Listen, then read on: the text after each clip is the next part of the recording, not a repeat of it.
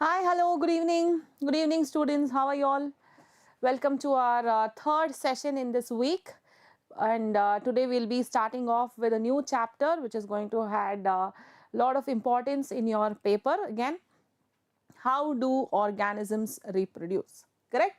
So this is again a important chapter with the respect to your examination point of view, children. I hope you have downloaded the previous PPTs or PDF, and I had also told you to solve the questions whatever was not done in the class. Were you able to do it? Did you all try doing it? Please let me know if you had any difficulty in solving those questions which was not taken up due to lack of time. Alright, and I don't see any of you posting any kind of comments that you want such a topic to be covered or you have difficulty in any particular question. I keep repeating this in every class of mine. Hi Mahalakshmi, good evening. Okay, but I do not see any of you responding to those, because until and unless you post in the comment section as to you want this particular problem to be solved or you have difficulty in understanding a particular concept, I will not know. Correct? So we have just generalized the previous year question papers and we are taking questions and trying to solve here, hoping it will help you. But in the chat section, when I see that people are posting, I have difficulty with this topic, with this particular chapter, it would be nice if you could actually let me know in the comment box, okay, so that I will plan my next session according to what your requirements are.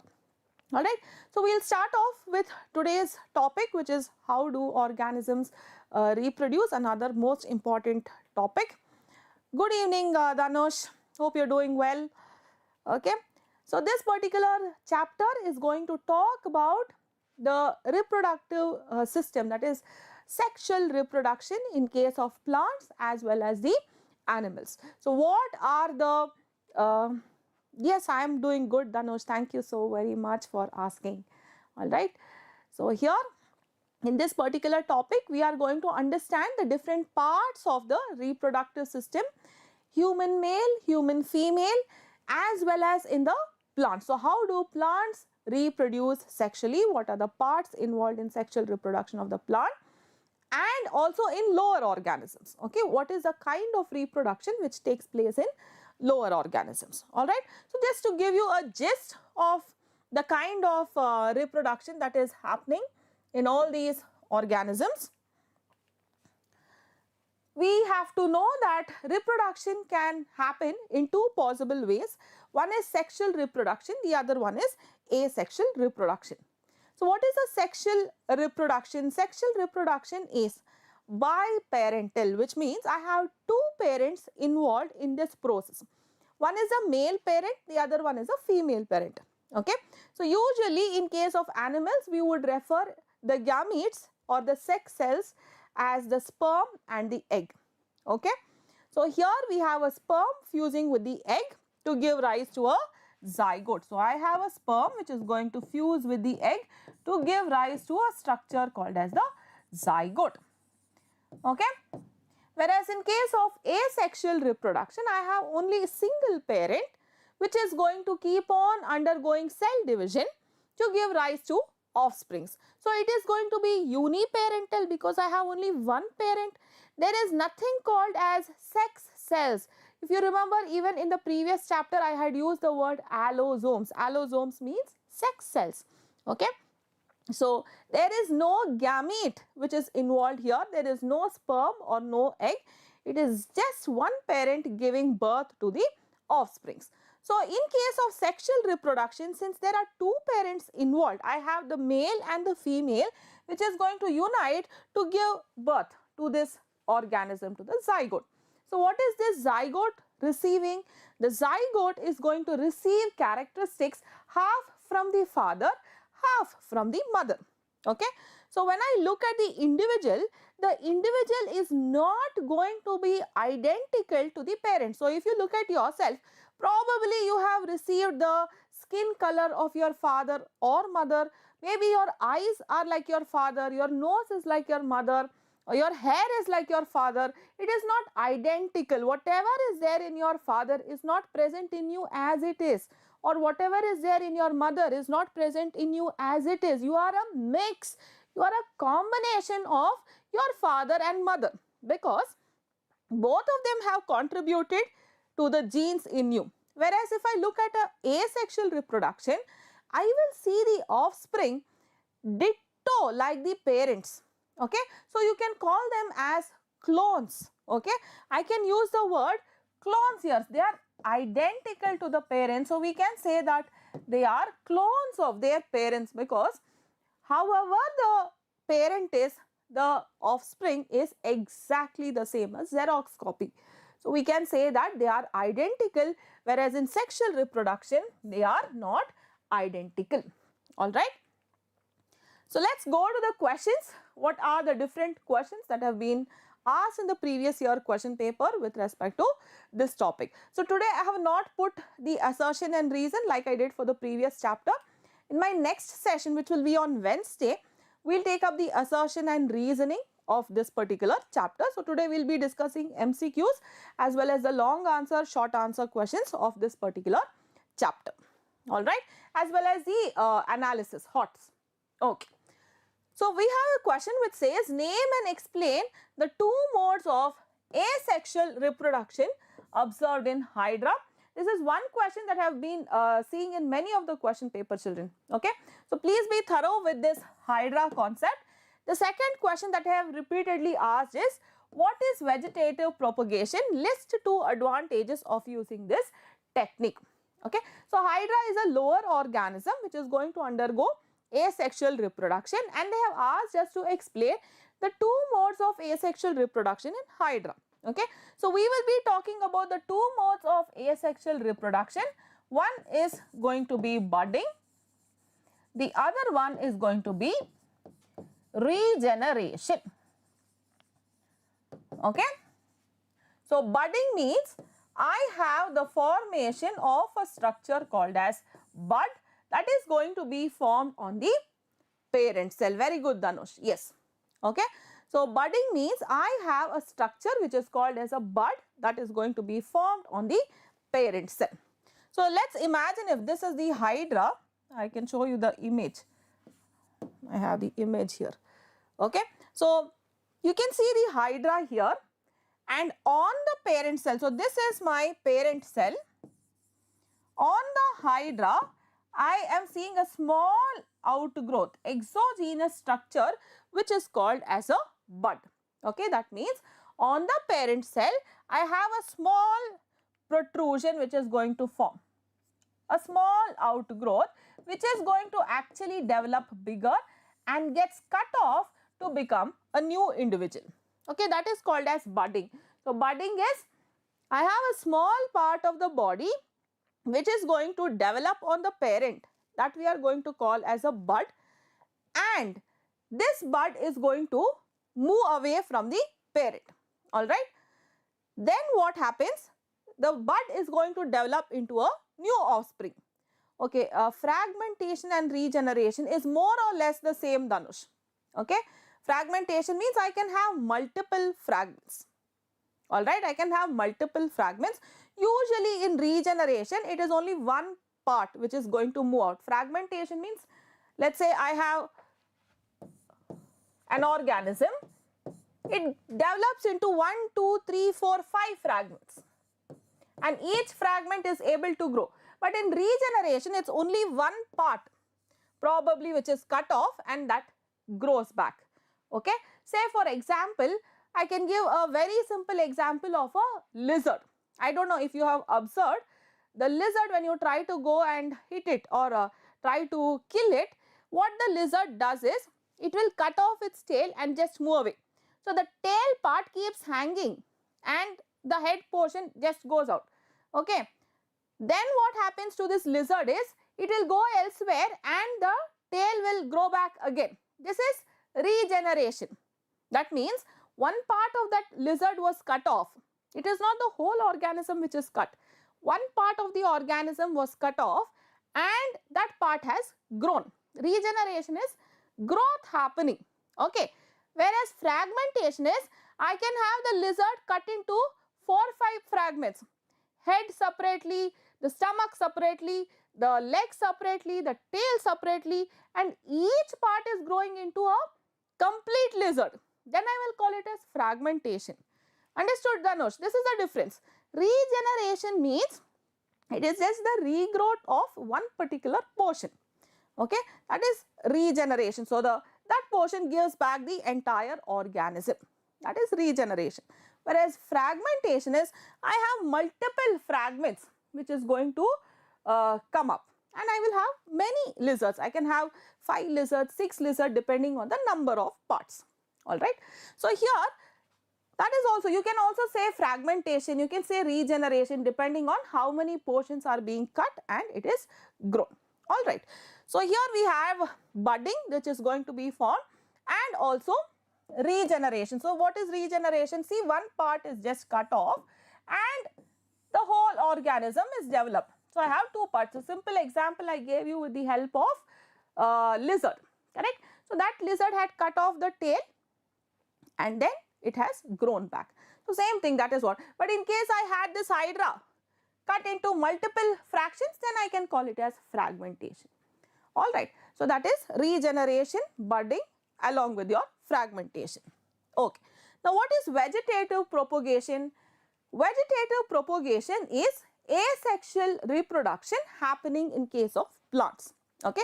The same asexual reproduction, if it is happening in case of plants, then we will use the word as vegetative propagation. Okay. Vegetative is mainly for the plant part. Okay.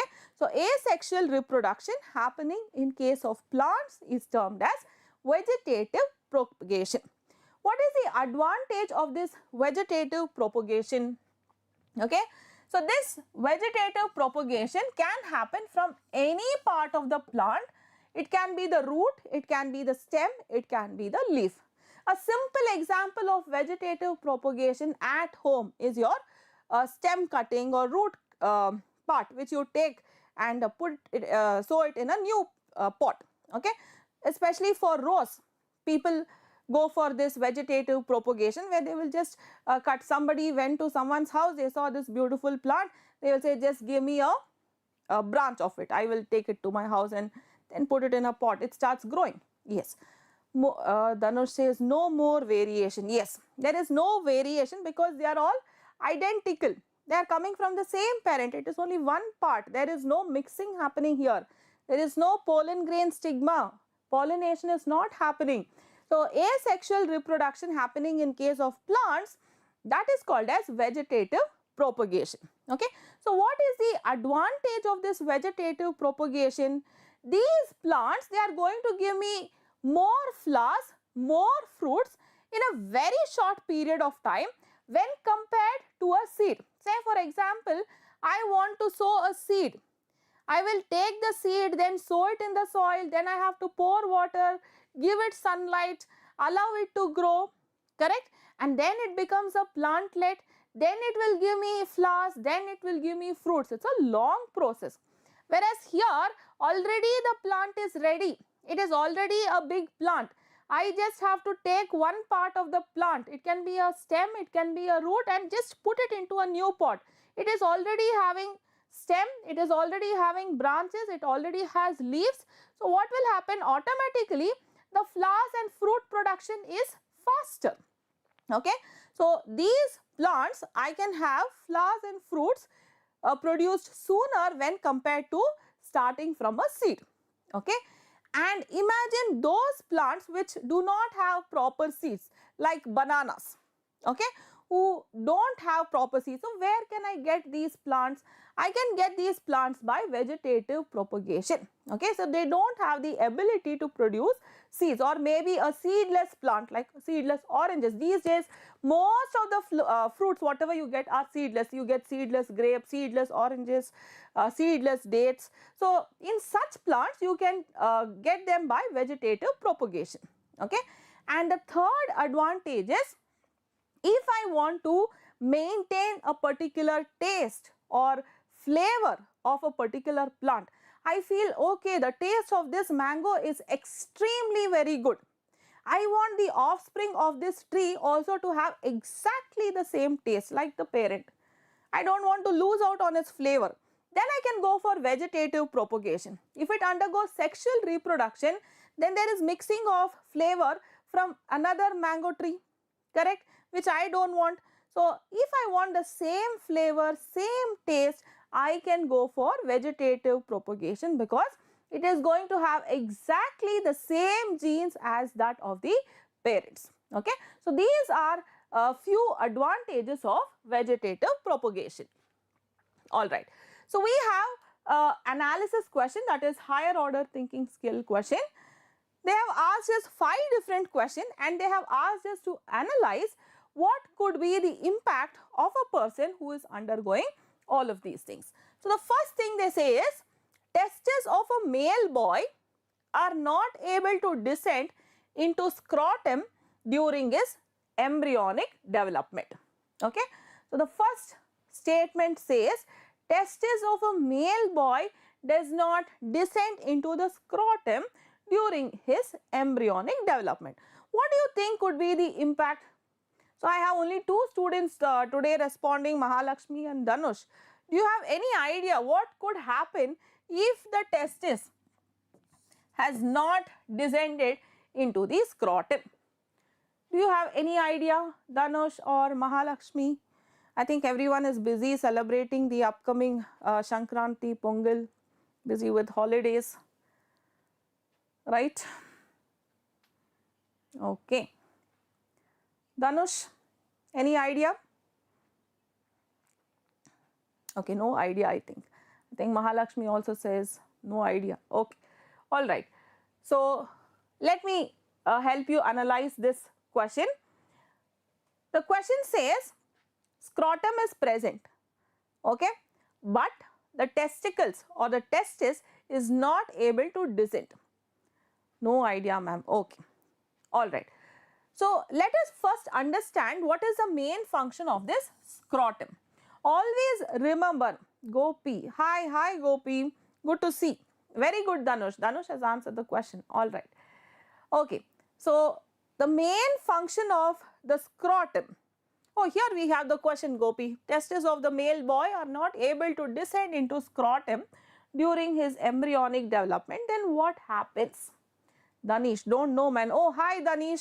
I thought you were not here today. Okay, good to see you. All right. So, first let us understand. Very good, Dhanush. I saw the answer. Very good. You have answered it correctly. Okay. What is the main function of scrotum, children? The main function of scrotum is it is going to maintain a temperature lower than the actual body temperature. Okay. Always remember the scrotum has around 2 degree less than the body temperature in a male. That is why the male has a scrotum. If the normal body temperature is 37 degrees Celsius, good evening Vaishnavi, good to see you. Oh, you were Vaishnavi Gopi. Okay, I thought Gopi is somebody else or that's somebody else. I don't know. But good to see you, children. Okay, now I am just used to these names on my chat list. I just know a few students, although I don't know which part you belong to. All right. Too cool. Okay, who is cool? Am I cool or are you cool? I don't know. Okay. Oh, too cool. Oh, she is talking about the scrotum. Okay. So, scrotum here has a temperature of -2 degree less than the actual body temperature. Okay. So, if the body temperature is 37 degrees Celsius, the scrotum is going to have 35 degrees Celsius or it could be 34.5 degrees Celsius. So, around 2 to 2.5 degrees Celsius is less than the actual body temperature. The reason why, Gopi, you are from Tamil Nadu. Okay. I think most of the students attend here from Tamil Nadu. Okay. So, the reason why this scrotum is maintaining this temperature is this temperature is going to promote the process of spermatogenesis. Okay, spermatogenesis. What is spermatogenesis? Genesis means formation. Okay, genesis means formation. Formation of sperms is called as spermatogenesis. So, it is very easy to give definitions. Okay, Mahalakshmi, Karnataka. Okay, Yes, Vaishnavi, yes, I know Vaishnavi came the other day. So, genesis is formation. Formation of sperms is called as spermatogenesis. So, remember these ways of defining. So, even if you see genesis somewhere, it means formation. Okay, so formation of whatever is here, that is spermatogenesis. Okay. There are certain organisms who don't have a scrotum. So, this is just for your additional knowledge. If you are inquisitive, just figure out who is that organism who does not have a scrotum. I will tell you why that animal does not have a scrotum. The reason is the body temperature of that animal itself is very cold. Okay.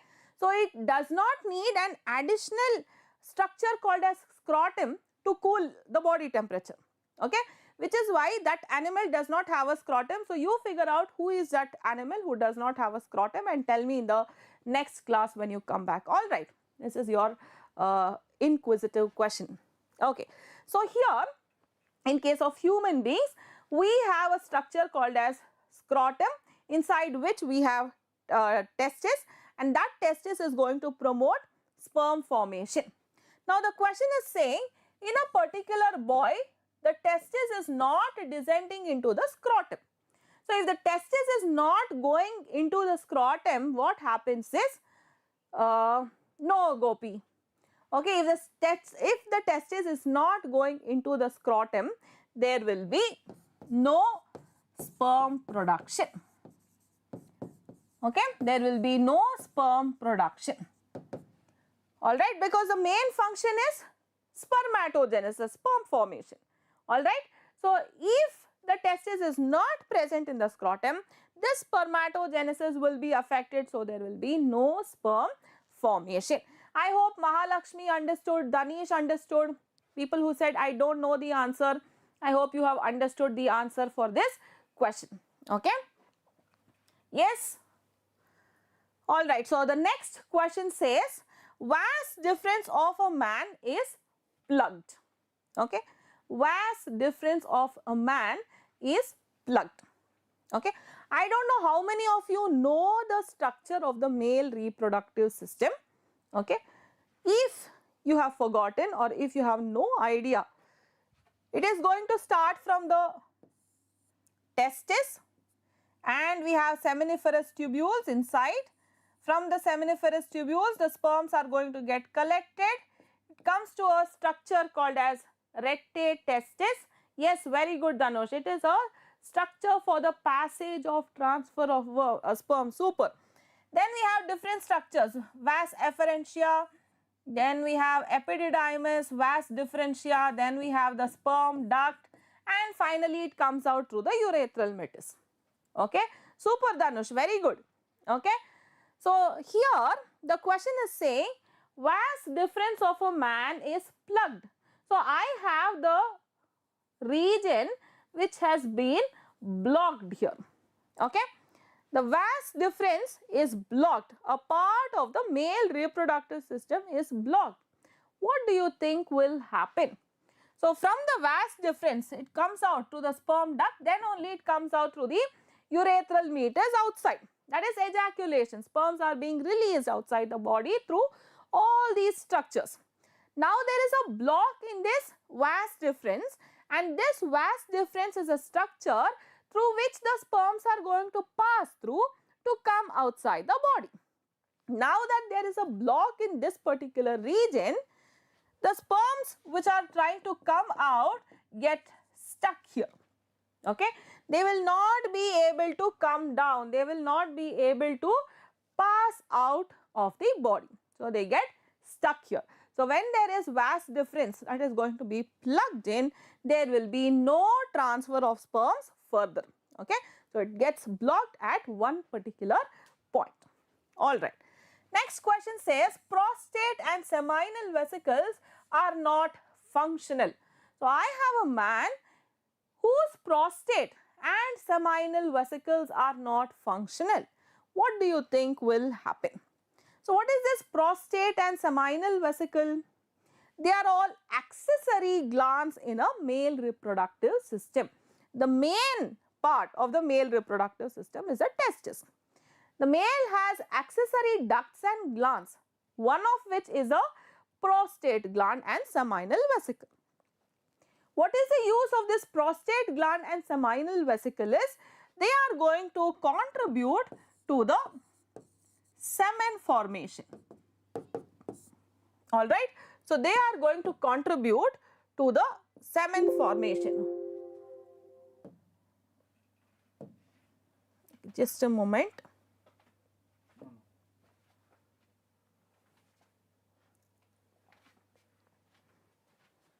Okay.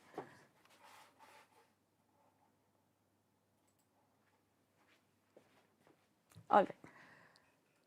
So, here the seminal vesicle and the prostate gland, their main function is to contribute to the semen production.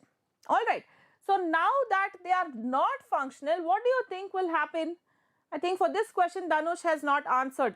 Rest all questions he has been answering. Correct, Dhanush? Nobody else was answering, only Dhanush answered the first two questions. The next question he is also stuck, and I think almost 75%, 80% of the answer I have given Dhanush. Correct? So, what do you think if the prostate and seminal vesicle is not functional? Okay, I don't know how, if you are even taking it down. Okay. So, what happens to this is, okay, what happens here is there will be no semen or there will be no nourishment which is going to be added to the developing sperms, because the main nourishment is fructose. Fructose is a sugar. So, if the sperms have to move further, they need energy, right? So, the energy whatever the sperms are getting is in the form of fructose, and this fructose is given by these accessory ducts and glands, okay, which is what is the semen. Semen is rich in fructose, which is fruit sugar, okay. So, this fructose is what is going to add energy for the sperm to move. Now, when this is not functional, right now I did not get any message, Dhanush, okay, till now I was getting, but now I did not get for this question, alright, I did not get the answer, okay. So, since it is not functional, it is going to affect the semen production, okay. There will be no nourishment or nutrition that is going to be added to the sperms, alright. The next question says, egg is not fertilized in a human female. So, what happens when the egg is not fertilized in a human female? If fertilization happens, if there is a sperm that has entered into the body of the female and fertilization has happened, it will end up in pregnancy, correct? So, since there is no fertilization, yes Dhanush, very good. So, since there is no fertilization that has happened in a human female, what happens is it is going to result in the menstrual cycle, okay. So, it is going to start the menstruation process where the egg will just wait. So, this is the fallopian tube, this is the uterus, okay. The egg waits here in the fallopian tube, it waits for 1 day, that is it waits for 24 hours.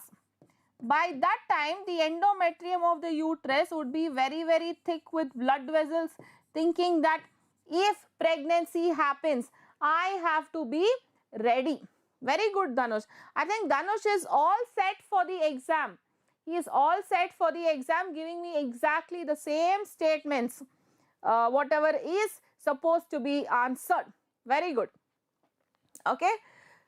So, here, when the egg is present here, the endometrium of the uterus is very, very thick with mucus and blood vessels, because it forms a bed for the baby. In case pregnancy happens and a zygote is formed. Hi Rachita. Okay, I think you can replay the session once it is done, Rachita. I have answered the same question in the starting of the session, the difference between fragmentation and regeneration. I have spoken about it. You can just replay the session once it is done and hear it. Okay, it is there. All right. Otherwise, we will be losing out on taking more questions. Okay. So here this part is a bed for the developing baby.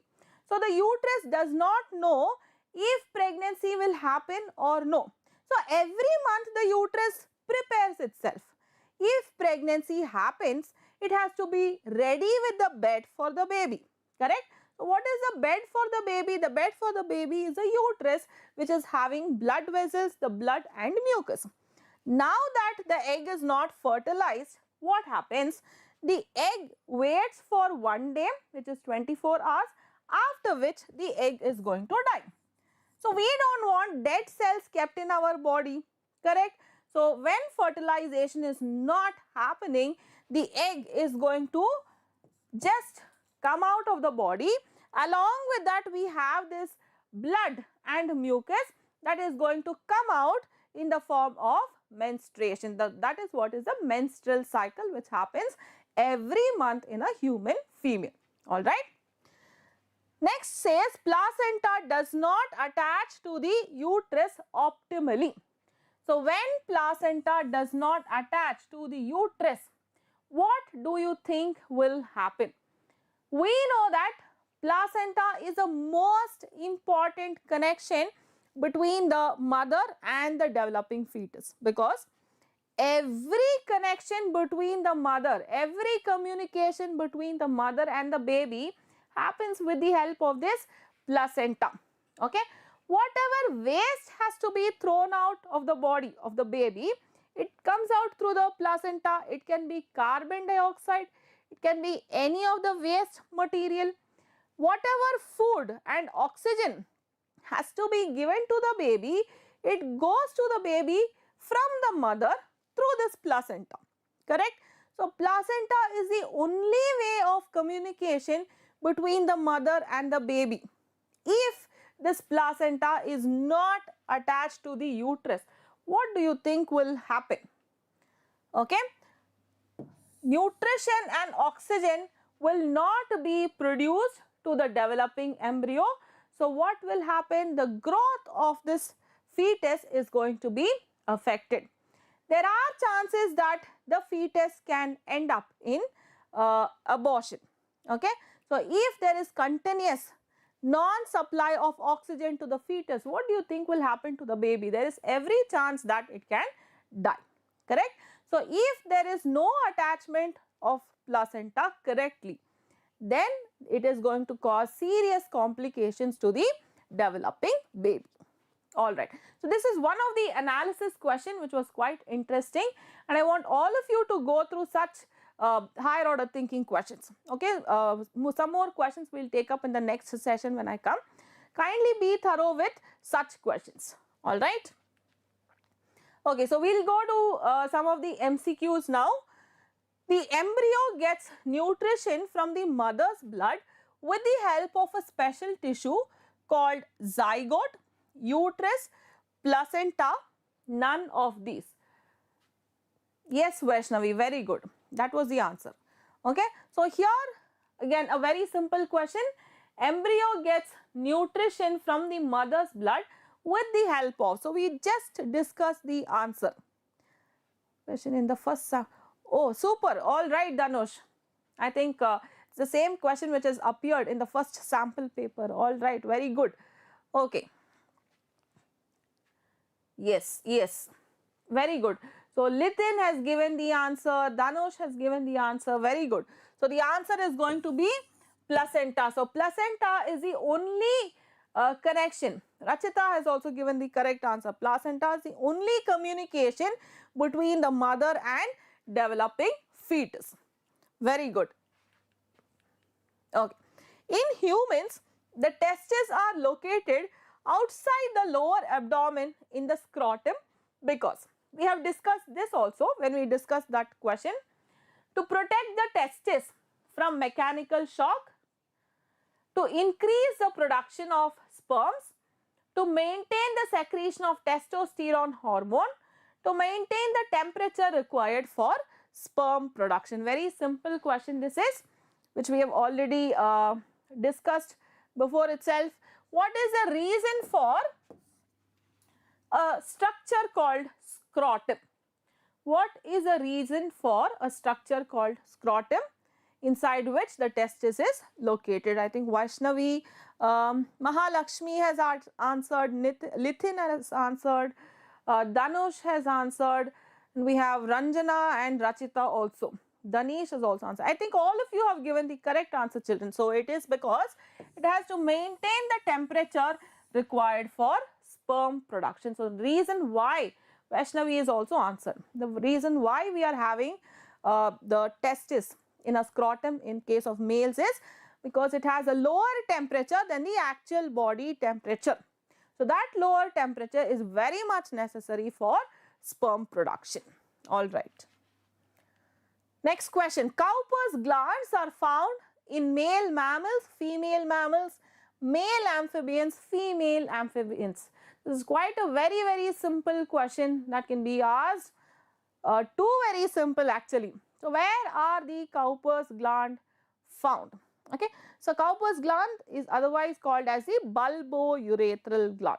Okay, just for your information, it is called as the bulbourethral gland. Where is this gland present? Is it in case of male mammals, female mammals, male amphibians or female amphibians? Where is the answer? Come on. Mahalakshmi, Lithin, Danush, Ranjana, Rachita, Danish. I think none of you have answered this question. Is it so very difficult? I don't think so.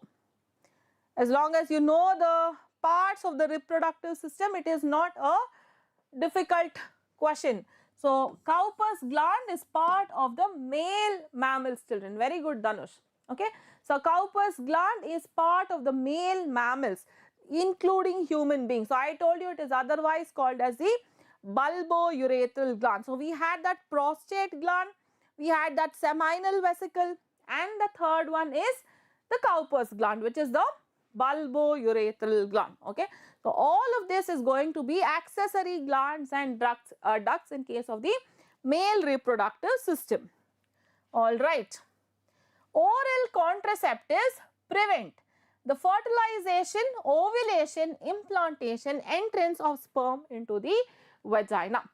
So what is the use of contraceptives? Contraceptives prevent pregnancy, unwanted pregnancy. A couple do not want to become pregnant, so they go for oral contraceptives. They have many other contraceptive methods.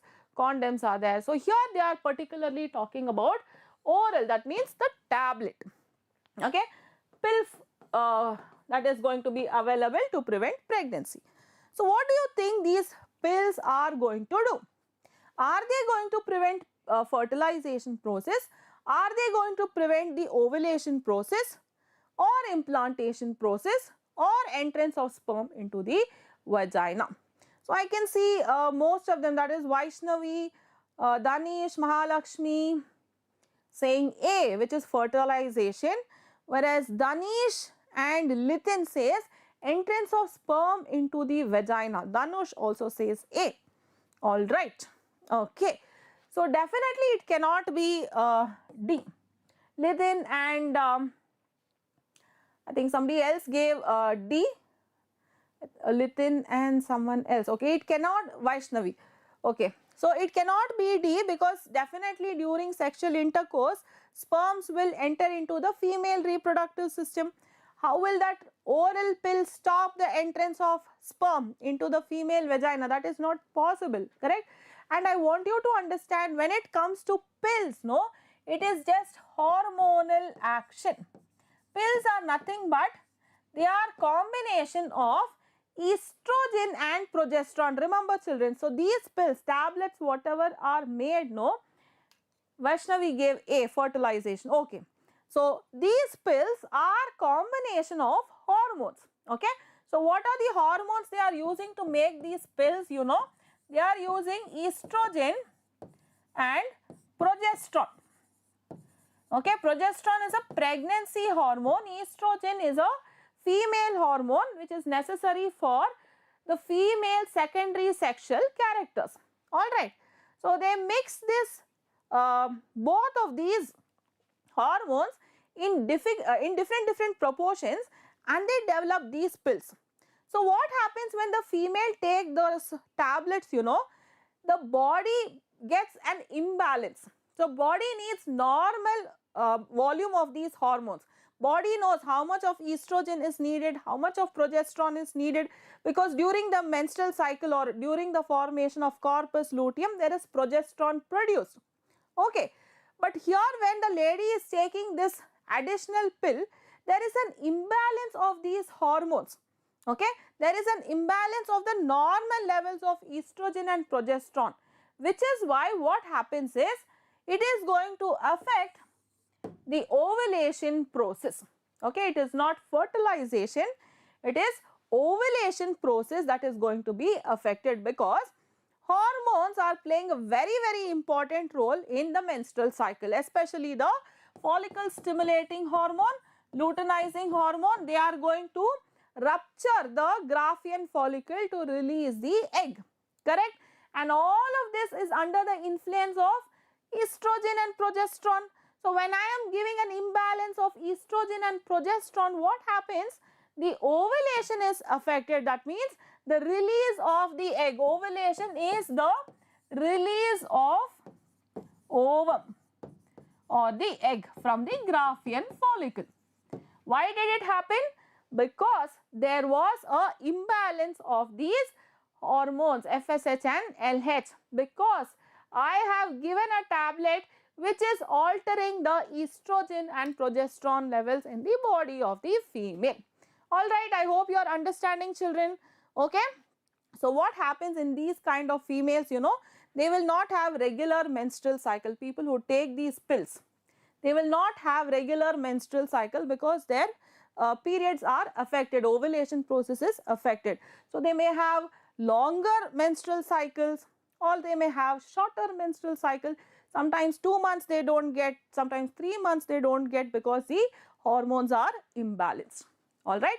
So the entire process of ovulation is affected by these contraceptives. Alright. Which among the following does not reproduce by spore formation?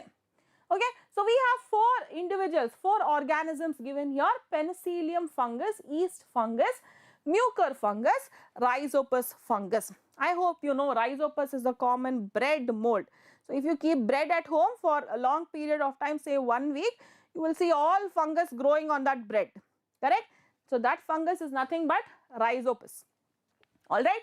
So here they are asking, which among does not reproduce by the formation of spores? So we have 4 fungal groups, and one of this is not producing spores. Which is that? Please give the answer. Which is that fungus which is not producing spores? Yes, Danish, Vaishnavi, Mahalakshmi, Litin, Rachita, Danush. I think Danush name is quite a while.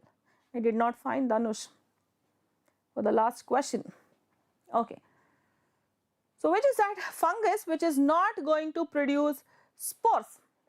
I don't see any of you answering here. I think you all are quite confused. Let's go to the answer.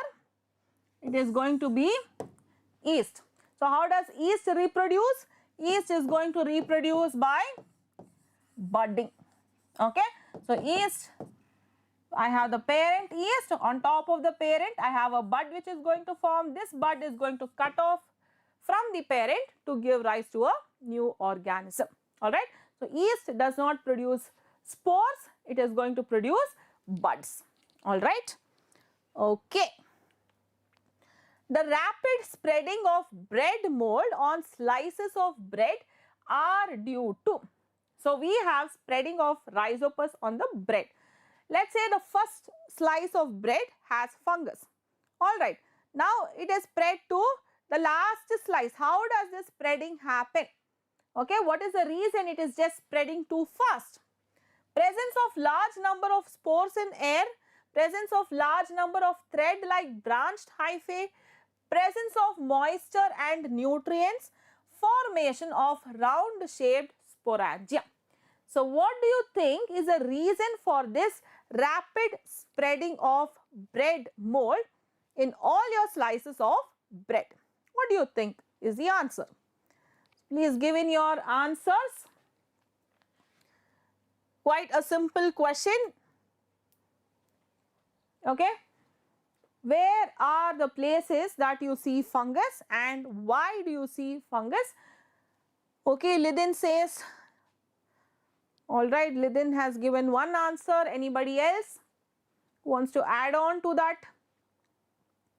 Alright, so we have Lidin, Mahalakshmi saying A, Vatsala saying D, Vaishnavi saying B. Okay, so we have A, B, D and Danish says A.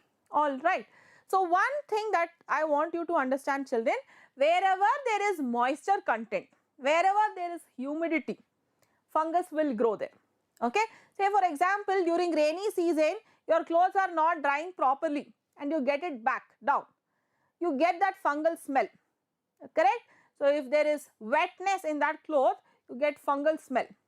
Or let's say you open your cupboard after 1 or 2 months, you will find fungus there because of the moisture content, because of humidity there. So definitely a presence of moisture and nutrient is one reason.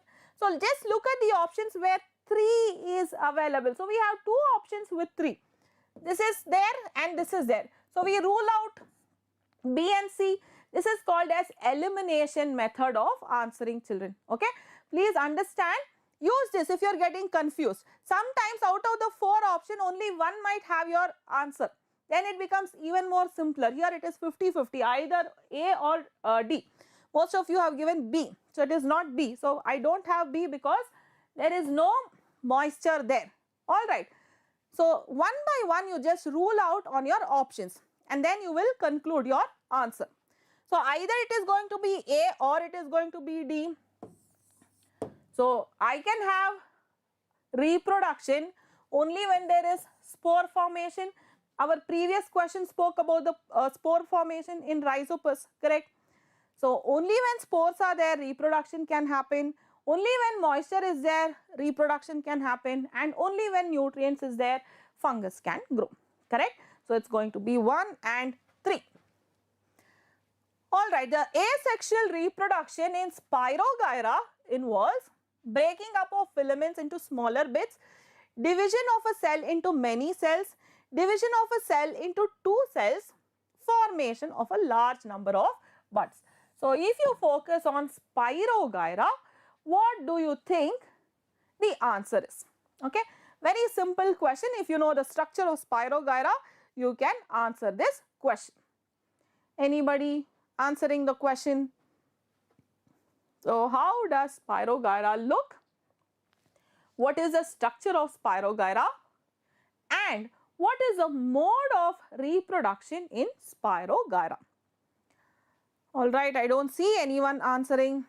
Nobody knows the structure of Spirogyra. It is like this. It's a spiral shaped structure. Okay. So Spirogyra is division of a cell into many cells. Okay. So asexual mode of reproduction in case of Spirogyra is I have one cell which is going to keep on dividing into many cells. So that is the mode of asexual reproduction. Alright. So the reason for the greater similarities among the offspring is, what is the reason for greater similarities? I have 2 kids, alright, and they are identical, they are more similar. Why do you think they are more similar? Asexual reproduction involves only one parent, asexual reproduction involves 2 parents, asexual reproduction involves gametes, asexual reproduction does not involve gametes. Very simple here. I have offsprings and they are similar to a very great extent. So Mahalakshmi says option D. Very good, Mahalakshmi. I think first time somebody is giving me such a quick answer. So if you look at asexual reproduction involves only one parent, it is going to be correct. Asexual reproduction involves 2 parents. No, it is just one parent only. Asexual reproduction involves gametes. There are no gamete formation here. Asexual reproduction does not involve gametes. So it's going to be 1 and 4. All right, yes, I think this time everyone has given the correct answer. Mahalakshmi, Rachit, Lidin, Vatsala, Danush, Danish. We have Ritu, a new person, and Vaishnavi. Very good. All right. The process of division of cell into several cells during reproduction in plasmodium is termed as fragmentation, budding, multiple fission, binary fission. Very simple here. I have the division of one cell into several cells. Okay, I have the division of one cell into several cells. What do I call this process as? Okay, so binary fission, it can never be binary fission because bi means only two, correct? So I have one parent which is going to divide into two daughter cells. So it can never be binary fission. Yes, Mahalakshmi has given the answer. Danush has given the answer. Very good.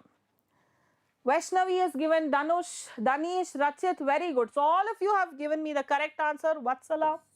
Yes, it is multiple fission. Ritu. Yes, very good, children.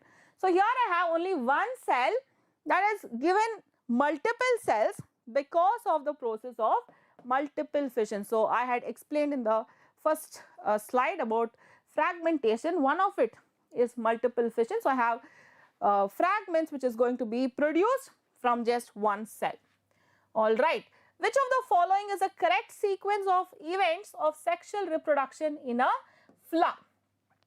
Pollination, fertilization, seedling, embryo, seedling, embryo, fertilization, pollination, pollination, fertilization, embryo, seedling, embryo, seedling, pollination, fertilization. Okay. So, which is the correct sequence of events of sexual reproduction in a flower? Kindly follow the elimination method as I told you, then you will get your answer. So, sexual reproduction in case of flower is by the fusion of a male gamete with a female gamete, that is the fusion of pollen grain with the egg, correct? Fusion of pollen grain with the egg. Definitely it has to be either A or C. So, I am getting both the options here, okay. People are giving A, C, A, C, A, C, A, C, okay. Do you know what is a seedling, children? Do you know what is a seedling? Unfortunately, most of you have got it wrong. So, I have a pollen grain which is going to be released, fused with the egg. This is going to give me a zygote. This zygote, this is fertilization process. So, pollination happened, fertilization happened. Zygote becomes embryo. Embryo becomes seedling. What is a seedling? The moment you plant a seed, it gives rise to this germination, no? This is called seedling. This is the last stage what you see, correct? A plumule and radicle, root and shoot. This is called as a seedling. Alright. So, we have the zygote. From the zygote, we have embryo, and then it is seedling. Definitely it has to be this and this. Most of you have selected the option A, which is wrong. Alright. Okay. Part of the flower that develops into fruit and part of the seed that develops into root respectively are ovary and plumule, plumule and radicle, ovary and radicle, ovary and ovule. So, which is that part of the plant which we consume as fruit and which is that part of the plant which is going to develop into the root is a question. Very simple. Okay, what is the answer? I think we have just 4 more minutes. All right.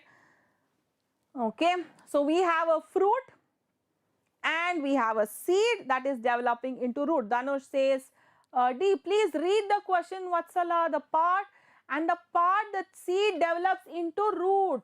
We are talking about the root, not the seed. So, Danush has got it right. Danush has given the correct answer. The part we are consuming as fruit is ovary. And the one which develops into root, remember, R for radical. Root is radical. Okay. So, root is radical. Ovule is the seed. Alright, ovule is the seed. Plumule is the shoot, the stem part. All right. So here they have just confused you by giving seed, the word seed here, but actually read the question. It is the one which develops into the root. So the only person who's got it right is Dhanush. Very good, Dhanush. All right. Rest all of you have got confused. So it is going to be the ovary and radicle. R for root, R for radicle. All right. So here amongst the following A and B, which flower undergoes self-pollination and why? So very simple question. I think we'll stop with this question. Okay.